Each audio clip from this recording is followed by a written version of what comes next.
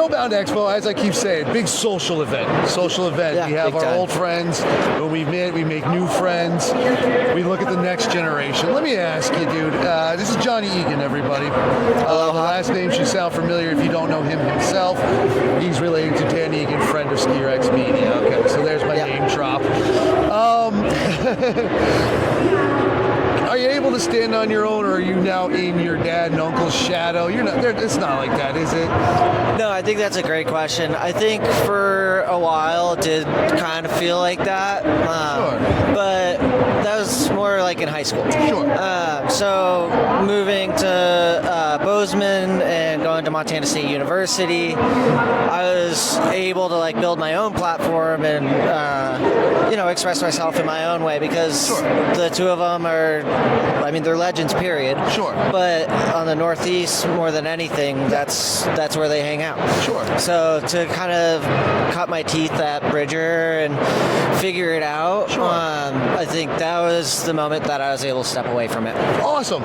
Cool. So he's able to stand on his own, which is great. You ski great. You film great. It's awesome. The Egan family's taking over the country. That's fine too. I'm cool with that. Yeah, same. Yeah, totally. Dude. Yeah. So you're here promoting a lot of different things. What are you here doing? Let's just go just the list. Yeah. So primary thing is Return to the Silk Road. It's a movie project that my Uncle Dan and I worked on last season. I was fortunate enough to get invited to go ski in Turkey. Awesome. Which, unless you saw the Warren Miller segment from 35 years ago, you wouldn't really guess that they're skiing in Turkey. Most people think about Istanbul, and that's really about it. Yeah, totally. That and Central Anatolia, Cappadocia region, and so we were down in Cappadocia, which was wonderful, and about 40 minutes away, and on the horizon is a 12,000-foot volcano, and so it's called Erciyes.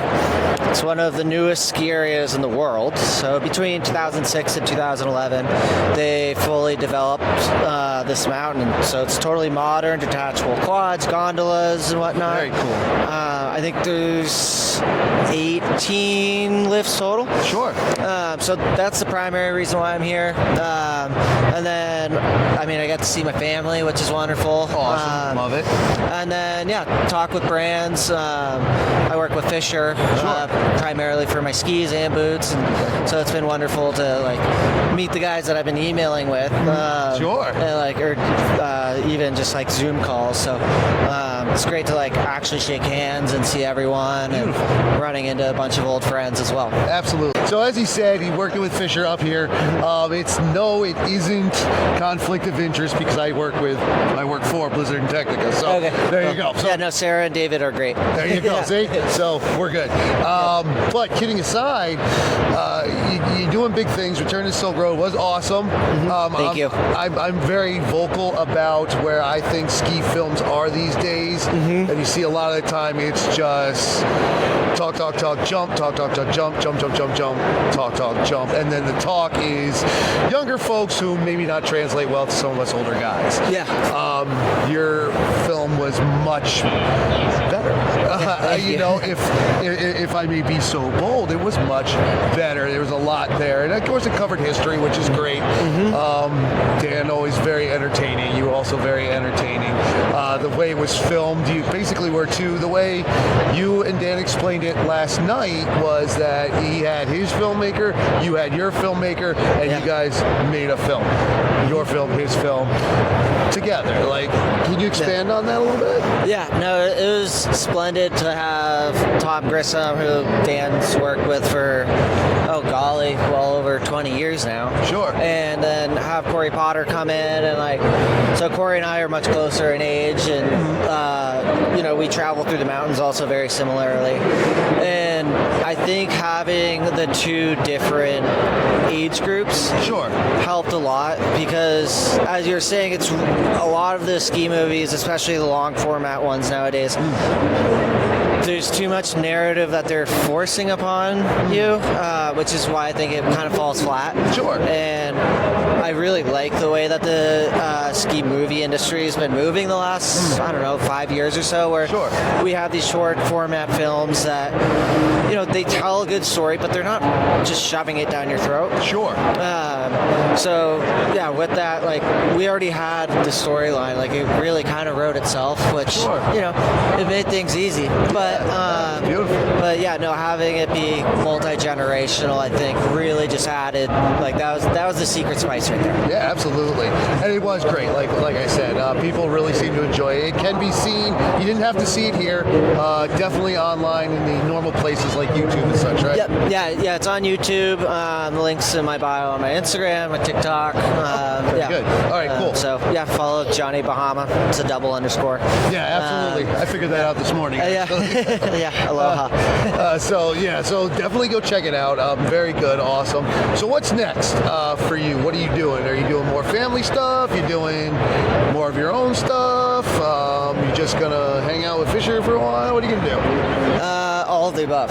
Cool. So hopefully we're going back to Turkey. Sure.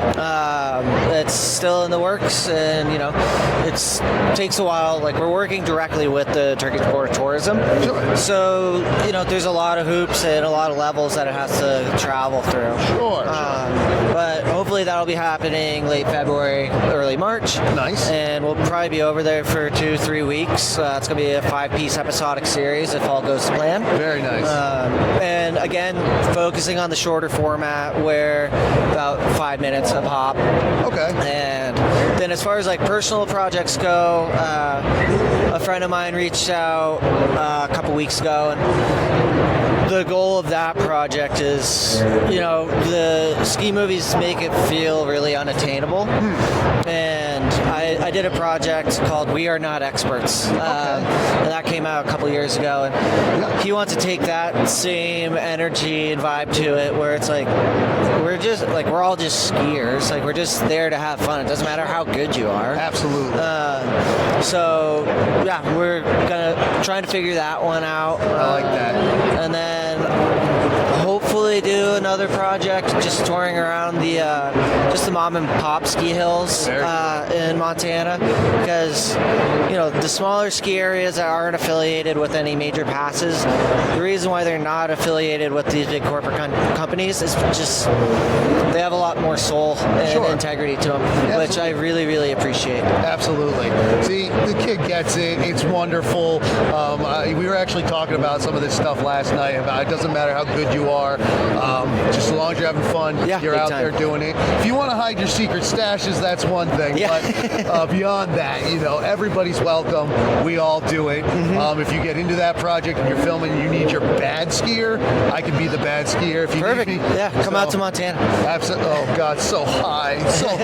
Hey, we'll figure it out. But anyway, dude, that's awesome. So much going on. Busy guy. Thank you for taking a few minutes with me. Yeah, we're gonna pleasure. keep it short form too-ish. Yeah. And dude, shout out, man, to your dad and your uncle, of course. Yeah. Who his uncle is obviously a friend of Ski Rex Media. If it weren't for him, Ski Rex Media probably wouldn't even be a thing, to be honest. So, thank you, Johnny. Very good. Follow him again, Instagram, Johnny Johnny Bahama with an underscore in between, double underscore. Double underscore. You'll see a link from this. You'll find it. Cool. Thanks, dude. Appreciate it. Thank you so much. Thank you. Appreciate it. Yeah.